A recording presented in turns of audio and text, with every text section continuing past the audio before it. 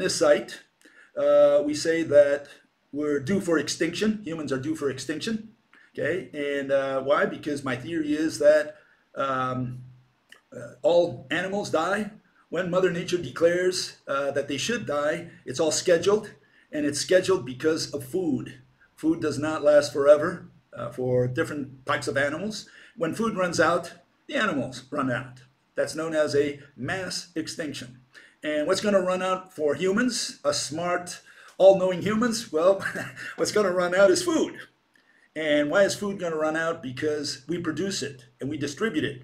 And we distribute it and produce and distribute it only because we grow it ourselves. We produce our own food. Unlike, just about, I think, every other animal, we produce our own food. We look ahead, and that's why we have so many billions of people on Earth. We can produce all this food. We know how much to produce. And it all functions thanks to something called money, trade, exchange. Okay? You have this currency that we use so that you exchange it for food. And so what happens when the exchange is no longer valuable? Because the exchange is only faith. In God we trust. And so we have this exchange, this abstraction that we use to buy food from people who produce it. And they produce it because they pay salaries, more exchange to people who produce it, who actually produce it. And distribute it also because of this exchange, this money thingy. Okay? And so, yeah, if money happens to run out, food will run out. Most people on Earth will die. Some people will survive, some pockets here and there. But it will be, for all effective purposes, the end of man. That's the theory. Okay? And you say, well, Bill, are we that close? I mean, how close is this? I can't give you a date. I'm just saying it's maybe a few months away, maybe a few years away, but not too far into the future. That's my guess. I'm not an astrologer, but that's the best rule of thumb or general picture that I can give you. I don't think we're going to last that long. Okay, and here are some things that are happening today that give you maybe an indication that we're not too far away from that point. Okay, and here's the first one. It's from the International Business Times. They talk about they talk about the Ukraine war, but I just focused on a paragraph there. The market meltdown. Okay? It says, on the business agenda, discussions are likely to focus on the souring state of financial markets and the global economy. After a sharp bounce back from the downturn triggered 2 years ago by the onset of the pandemic, there are now myriad threats to that recovery, leading the International Monetary Fund to downgrade its global growth forecast for the second time since the year began. Inflation due to hobbled supply chains emerged as a problem last year, particularly in the U.S. economy. And that has been compounded since the beginning of 2022 by events including Russia's invasion of Ukraine and waves of COVID-19 lockdowns across China that have stalled a recovery.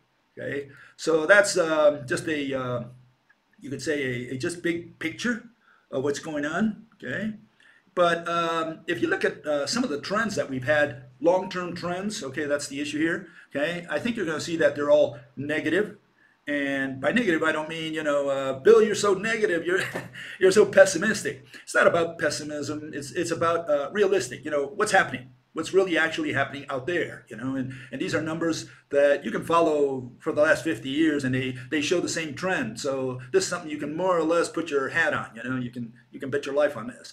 And here's one of the trends, and that's the trend of violence. Okay, uprisings in different parts of the world. Okay, and it says uncertainty in the world. Global uncertainty as measured by the World Uncertainty Index, they have one of those, remains high. Okay, World Uncertainty Index, there you see it. And they just monitor that. And you can see the picture there, people rioting everywhere. Okay, that's happening in many countries across the world. Okay, in fact, in every country, I would say. Okay, and then here you have something from Bloomberg. Okay, it says a $5 trillion wealth shock is cracking Americans' nest eggs. Okay, and it says outsized wealth gains that worsen inequality now in reverse. Housing downturn seen having broader impact as rates surge. Okay, if you go through there, you see that it says the world's richest nation is waking up to an unpleasant and unfamiliar sensation. It's getting poorer. Okay.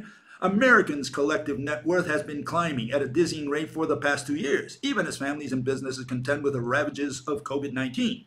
Households piled up an extra $38.5 trillion from early 2020 to the end of last year, bringing their collective net worth to a record $142 trillion, the Federal Reserve estimates. Just as the U.S. is learning to live with the virus and spending shifts back toward pre-pandemic normals, it faces a new scary threat: a plunge in wealth since the start of 2022 that J.P. Morgan estimates totals at least 5 trillion and could reach 9 trillion by year end. Okay, so there are going to be problems with the economy. Okay, and I like to say that the only economy in the world that needs to collapse is the U.S. economy, because so many countries in the world are clinging from the U.S. economy. Economy of the U.S. falls, we all fall. Yeah, that's the way I look at it. The U.S. economy cannot be allowed to fall. Too big to fail. Okay, but I want to show you some numbers, long-term trends, so that you get a picture that I can't be too much off my rocker. Okay, here it is. Here's one. Okay, this is the estimate for potential growth remain fairly low. You can see the trend since the 1960s. We're talking about 60 years here. It's been down. Okay, it's going down and down. This is the potential real GDP growth. Okay, annual percent change. The percent change is dropping, and I have to believe that sometime it's going to go to zero. No matter what we do, we can stand on our heads. It's going to go to zero at some point. And you say, well, Bill, that's 60 years. Maybe we'll go back up. Well, here's a longer trend, and this is a 90-year trend since 1930. Okay, and you can see that the picture is still, downwards. Even the long-term trend goes down, meaning the rate of growth has been declining overall in the last almost 100 years. Okay, so what I'm saying is that, we cannot reverse this trend. There's nothing we can do to make a country like the United States grow back again at bigger rates like 5, 6, 10%. There's no way we can do that. What we would have to do, maybe a solution would be, right, create new towns. Okay, so people move to these new towns, hopefully young people, colonists, log cabins, whatever. And they go to Wyoming, Montana, the big states, and they start founding new cities. Little towns, villages turn into cities, turn into megalopolis, that might work, so that you have an increase in population, you have increased demand, and that, triggers the economy to expand. That would help, something like that would help. But I can't even imagine something like that happening. What are you going to do? Have a gold rush, to create that effect? One effect is one I'm quite familiar with, is that the United States creates prisons. Federal prisons, state prisons, and what happens when you install a prison into little towns, and I've seen that happen several times. I think that was part of the plan of the federal government. You install a prison, and immediately all these services come around the prison, and it kind of kickstarts the city. The village turns into a city or a town. That might work, but you can't put everybody in prison. I mean, there's only so many prisoners. All you can do is increase the sentencing guidelines, give them more time, keep them in there for longer periods of time, and then have all these services that come around the prison and start feeding the prison. But that's kind of artificial.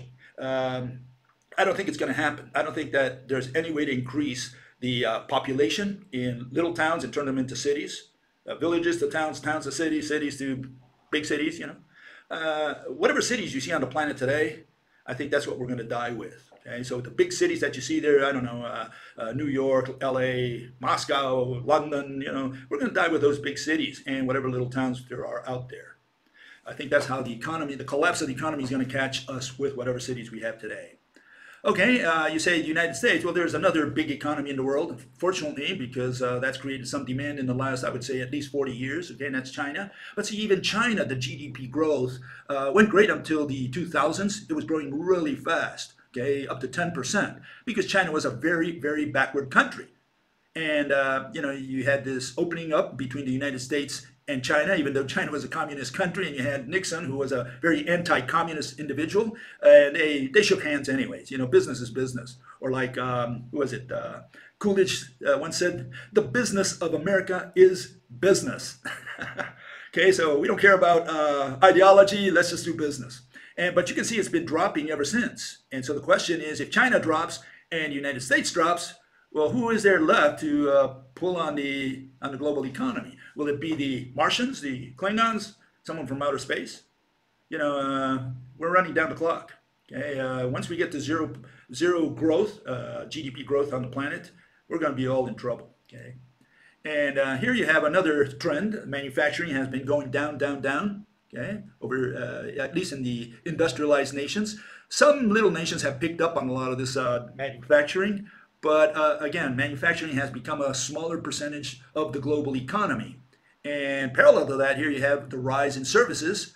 But the rise in services, again, is very tricky because even though there is a rise in services at the expense of manufacturing and agriculture, what you have is that the services, you can see it there in that last sentence in that paragraph there, it says, U.S. trade conflicts with China and the EU, and says, and decreased demand for traditional services due to digitalization and automation. Okay, so we have a different type of services today. No longer barbering or I don't know, landscaping or stuff like that. The kind of services we have today are internet services. A lot of ads, a lot of entertainment, you know, and you might say, well, that's value. They use that word value, like if we're talking about something. Value is faith. It's just an opinion. You know, we're not talking physics here. We're talking abstractions, which is the opposite of physical. And, you know, when you have a lot of internet services and ads and commercials and so on, entertainment, that's not economics. Mother Nature doesn't understand that. Mother Nature understands food, okay? And, you know, food doesn't disappear. Whatever you have in your cupboard, whatever you have in your fridge, that's there. That's real, okay? Your faith or your entertainment because you heard someone sing or someone dance or whatever, or someone act, you know, that Mother Nature doesn't understand that, okay? Love, Mother Nature doesn't understand that either. No, she understands food. You need to feed yourself to live one more day. And when food disappears because faith disappears, because you don't believe anymore in the global economy, you don't believe in the dollar, you'd rather have things, so maybe you buy stuff, you know. When you don't believe in money anymore, well, then you have a problem. And why wouldn't you believe in money? I mean, everybody believes in money. I mean, if they give you money, you would accept it, right? They give you gold, I don't think you would have a problem with that, right? But the problem is, gold is a rock, and money is maybe a piece of paper, maybe an abstraction like a, you know, a crypto coin or whatever. And it's all faith. It all comes down to faith. You accept the gold bar or the gold coin only because you can dispose of it later on and buy something with it, something real. And that's why you accept it. But what happens when the salaries go down lower and lower and lower? People can't make it to the end of the month, okay, because the rent is too high proportional to their real income, right? And food is high, so it's proportional to their real income. And at some point, lots of people get left out of the mainstream.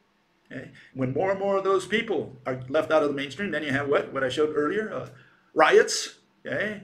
People breaking cars, you know, windows and so on, burning tires, and you have upheavals. And at some point, you know, you can't make it to the end of the month, and at that point, people, there's no way to keep them down. Okay? And at some point, the system does collapse.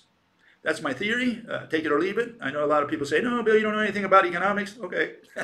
Mother Nature's economics. That's what I do. I don't do Chicago School of Economics. Okay? I do Mother Nature's economics. Her economics is food, and that's what took the lives of all past animals that died in mass extinctions.